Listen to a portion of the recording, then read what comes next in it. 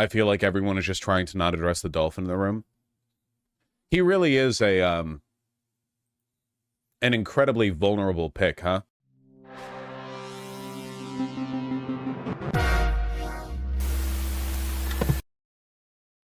Tegan Goddard's political wire. J.D. Vance was a mistake. Reports suggest Donald Trump had settled on North Dakota Governor Doug Burgum when his two sons, Don Jr. and Eric, went batshit crazy and insisted he choose Vance.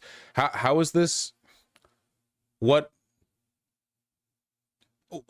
Is there any confirmation of this, or am I literally looking at a poorly cropped phone screenshot of a random article that doesn't cite their source? How are we supposed to know this is true? I mean, it makes sense in that Don Jr. and Eric are both loser fail sons who probably, like, I don't know, browse MAGA Twitter and giggle along with whatever they see, and their like picks are probably like biased by their online engagement, you know? There were a lot of leaks about Don Jr. pushing for Vance. I heard that much. I don't know where this is going from. It feels spiritually true. I guess that's probably true. J.D. Vance has turned out to be a pretty horrific candidate, huh?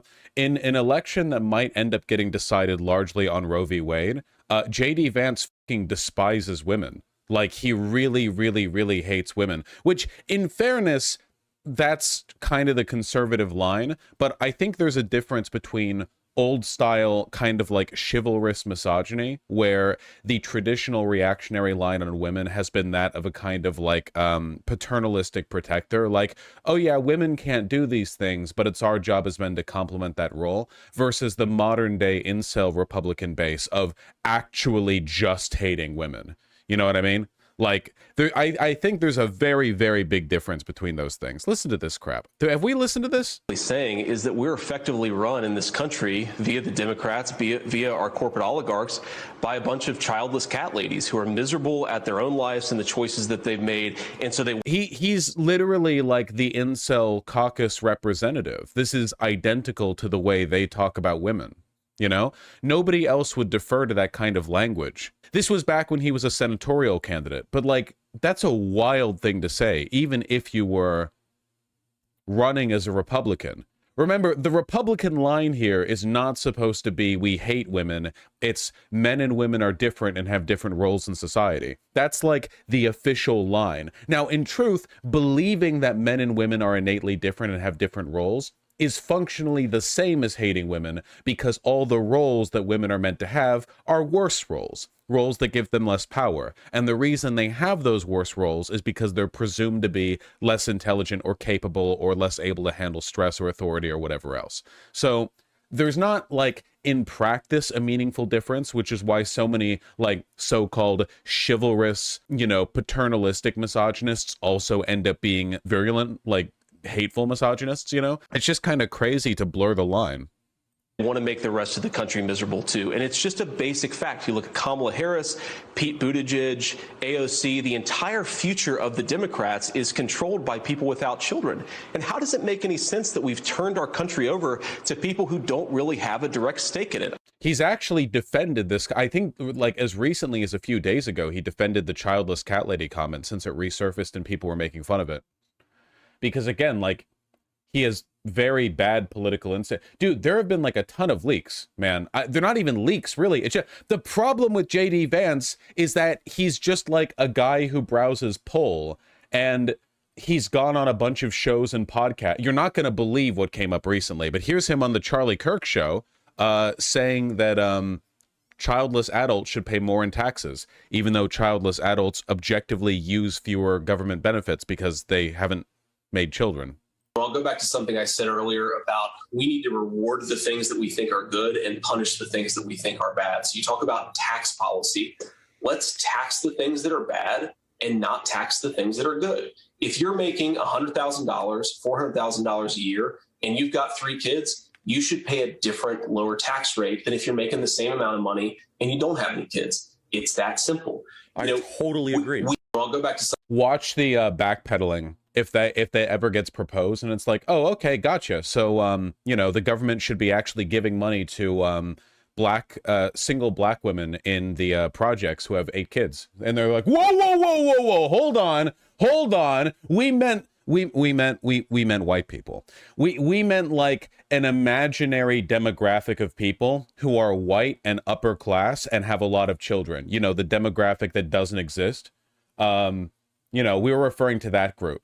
We weren't referring to the, like, we weren't gesturing at the demographic reality that poorer people tend to have more children and a lot of poorer people are minorities. So these policies would like objectively lead to a significant government subsidy for like poor minority child rearing, which, you know, from my perspective, yeah, dude, absolutely. I think that every poor single black mother should be given $1 million a year. That's my running.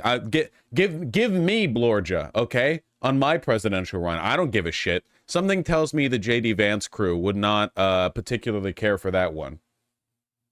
You think that one's bad? Okay.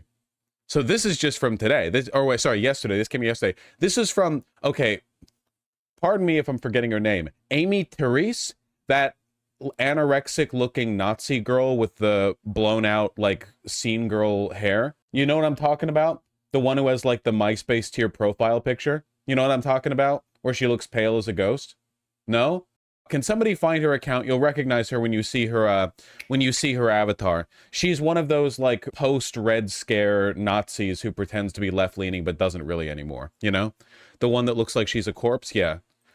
Is she the one who actually does have anorexia, or is she just the one who looks like she has anorexia? This is like the Red Scare thing, where all of the women who grift off of the right-wing incel crowd invariably have cripplingly low self-esteem, and there's always something wrong with them, like medically, you know? I can't keep them all straight, you know? Also, women, am I right? Anyway, this is JD Vance on a random internet Nazis, in podcast.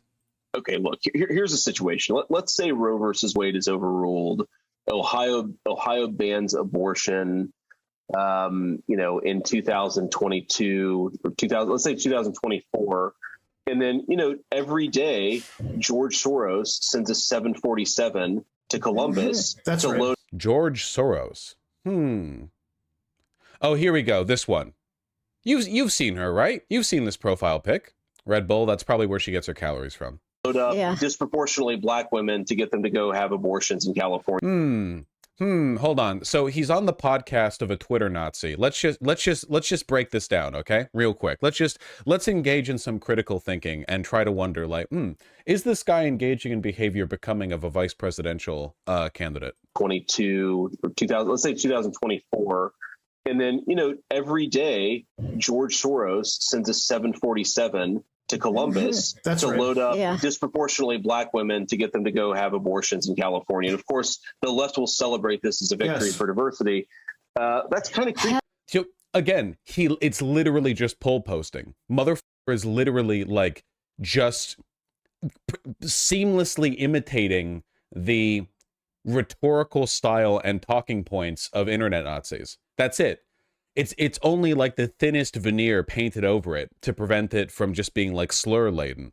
It's not even a coherent point he's making. No, it's not. And there's a bunch of like additional jokey little dog whistle points thrown in there as well.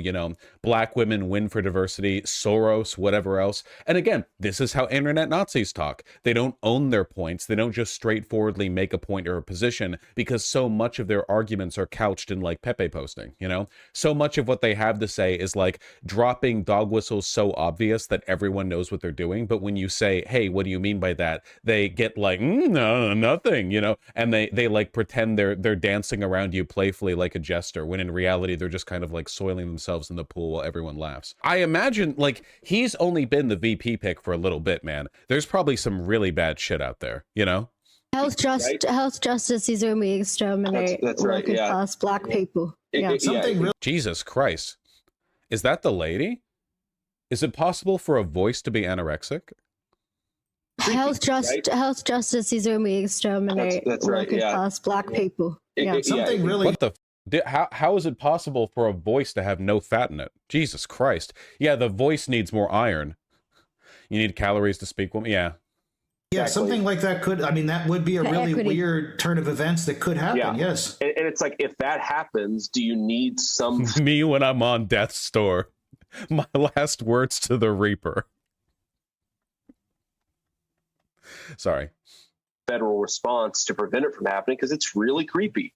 And, you know, I'm pretty sympathetic. Anyway, regardless of the, I guess, how funny like the rhetoric and the context of the situation is, the point that he's making is he wants essentially a federal ban not only on abortion, but on the ability for people to travel between states to get an abortion. Again, please keep in mind, this is likely going to be a race decided by Roe v. Wade. This is an insane pick, dude. JD Vance was a insane pick. Look at my man's favorability. This was linked a second ago. Thankfully, I've seen the clip before. He does worse in his home region at minus 16 points than he does in the average of all polls, which is a minus 5-point net. Minus 16 in his own region. In Illinois, Indiana, Michigan, Ohio, and Wisconsin. A minus 16 on favorability. Favorability rating. So the people who know him best, the region that knows him best, they like him even less than America likes him. And of course, isn't this outdated? I mean, the polling was done in July 2024, so I can't speak to whether or not it's like a few days outdated, but pointed out again in that kind intro is he is historically unpopular for a VP nominee coming out of his first convention as the VP nominee. All right, so let's specifically look at some former Republican presidential candidates. What do you see? Yeah, you know, you mentioned Sarah Palin. How about Dan Quayle as well? These are two folks who I think most people remember as not being particularly popular. Oh my God, man. Palin was plus 26 after her pick. Palin, the candidate who went on to be like famous for dragging John McCain down. Imagine coming out of the convention 31 points down on Palin as a VP pick. Holy shit. The amazing thing was coming out of their conventions, they actually were pretty popular. Quayle with a plus 15-point net favorability rating. Sarah Palin with a plus 26-point net favorability rating. Again, Vance at minus 5 points is just off the charts and falling off the chart in the wrong direction. Not up above the chart, but down below the chart. The fact is, he is historically unpopular, even more so than VP nominees, who of course went on to infamy, at least in terms. Well, I mean, right. So you look at what I'm not actually a Quayle head. I don't actually know that much about Quayle's, I guess, downfall. I don't know much of the lore on that one. happened to those two and they plunged. You know, some may say, well, maybe there's nowhere to go but up for Vance, but in margins, that's not true. It can get worse and worse. It just don't know which way it will go. All right. So when this comes to the broader country, you talked about how the area that knows him best right now on the favorability likes him least, but undecided voters. That's what this is about. Okay, there are this is the more part of I them saw. than a lot of people care to admit. Yeah. And prior to the seismic shift in the race, many of them may have gone for Trump. Could have. Now, who knows what they're going to do? How does Vance play there? He doesn't play well with them at all. His favorable rating is just 5%. Just 5%.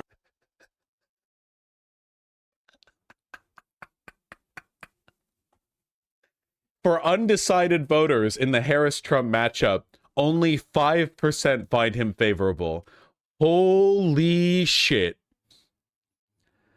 Jesus Christ. That's it.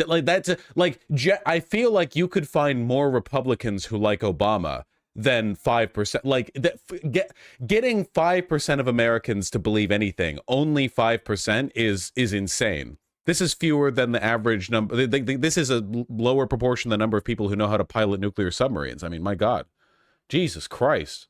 JD Vance is to like pull internet Nazism what Millet is to anarcho-capitalism, in that their time in the spotlight is going to be a like resounding denunciation of their viability and intelligence that will echo for decades down the line, that people will make fun of and point to and go, haha, didn't you guys get a shot? It's true, Republicans in 2016 actually approved of Obama 13% according to Pew. 2.6 times as many Republicans approved of Obama than undecided voters, Vance. And hold a favorable rating. 29% hold an unfavorable rating. That makes a net favorability rating of minus 24 points. That's worse than his net favorability ratings overall. The fact is, if undecided voters are going to make up their mind based upon J.D. Vance, they're going to make it and make the choice for Kamala Harris. 5% favorable? 5% favorable. That's Ever heard crazy. anything like that? I really haven't. There's still a lot of folks who are undetermined on him, but that 5% is not something I think is going to go on his wall of fame. That's crazy, man. That's crazy. Then you've got the couch stuff, which was made up, but who cares? You have the Dolphin stuff, where JD Vance posted a screenshot of a tweet about, and he said, like, maybe this is enough internet for one day. And it was a news article saying, like, here's a video of a woman, like, getting humped by a dolphin or whatever, except the woman and dolphin were bolded, meaning he searched woman, dolphin, and then found that tweet to screenshot, you know?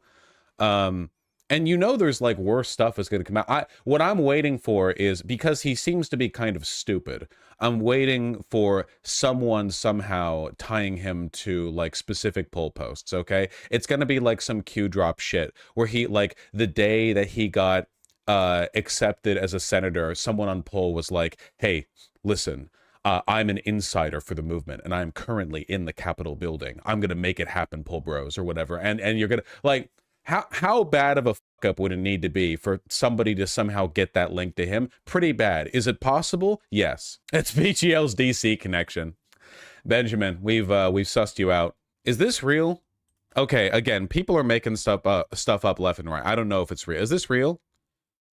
No, there's no way this is real. This was before he was a senatorial candidate. Well, then again, it was pretty early on. He is kind of a moron. I don't know. Hold on. JD Vance tentacle. Yeah, I don't think this one is real. I'm sorry, guys. If it is real, it would be hysterical, but I don't think it's real. That was Kurt Eichenwald, not JD Vance. It's a meme. Kurt Eichenwald. Yeah. He barely won his Senate seat in Ohio, underperformed top of his ticket by 16 points. It's so crazy why they pick him. Well, apparently because of Donald Trump's kids, you know? Like, you know, Donald Trump is like, I don't know. We can choose anyone. Just give me someone good. And Don Jr. and Eric are like, this guy's red pill. This guy's based. They're like Gen X, right? Don Jr. and they're not late millennial, are they? Or early millennial? Are they early millennial or are they Gen X? How online are those two? Don Jr. is almost 40. Wouldn't that make him early millennial? That's crazy. Doug Burgum would have been better. Anyone would have been better. I up Don Jr.'s 46. Okay, that's Gen X. Would Trump drop Vance, or does that force him to admit he was wrong? Dropping Vance would probably cause so much internal kerfuffle that it wouldn't be worth it at this point. It's still crazy to me that they went with him, you know? Yeah, dropping Vance would make Trump look really, really, really weak. There's a huge difference between Biden withdrawing and Kamala stepping up and Vance being picked and then 2 weeks later being dropped, you know? Can they even drop him now? Honest to God, I don't know. I genuinely don't know, because at this point, having selected him in the convention, it's possible that within a lot of states, that Heritage Foundation pledge of you can't back out now might actually be true because he's been selected at the convention. I think he'd have to resign. Yeah, I don't know the specific. I don't know, like, yeah. There are a lot of specifics there that I've never looked into myself. You know, I want to look at stuff on JD Vance on Twitter, but it's literally all couch games, which is great, by the way. I'm happy for them. Here's him responding to the cat comment backlash. Yeah, like I said, motherfucker doubled down on it. It's crazy. Dude, there is no political bloc in this country that is in favor of attacks on childless cat ladies. That type of misogyny has always been reserved for private off-color remarks and like the incel crowd. There are lots of childless cat ladies of every demographic all around the world. There are lonely moms and grandmas. There are people like whose family members have died or whose kids have moved away. Like, no one actually likes this. This is, you know, it's not as partisan as comments about race or religion or whatever, because society is segmented along those lines, at least to some degree in some places. Whereas like every walk of life on earth has within it childless cat ladies. It's just not. Obviously, it was a sarcastic comment. I've got nothing against cats. I've got nothing against dogs. I've got one dog at home, and I love him, Megan. But look, this is not. People are focusing so much on the sarcasm. I like how he opens with an apology to cats. I have nothing against cats. And not on the substance of what I actually said. And the substance of what I said, Megan, I'm sorry, it's true. It is true that Incredible. Incredible. Is the incel crowd even a voter demographic? Well, by incel crowd, I don't literally mean just people who post on, like, incel.me or whatever the I mean, like, people for whom, like, misogyny has metastasized into a kind of active hatred of women rather than a more passive, old-worldly belief that women are merely inferior. Stupid. Who was the guy who posted this? Or who got, like, the screenshots of this dropped? Who was the guy who was saying this? Adam Levine? They were roasting this motherfucker for being right. Like, you people aren't cringe when you're getting sent nudes by a baddie. You know?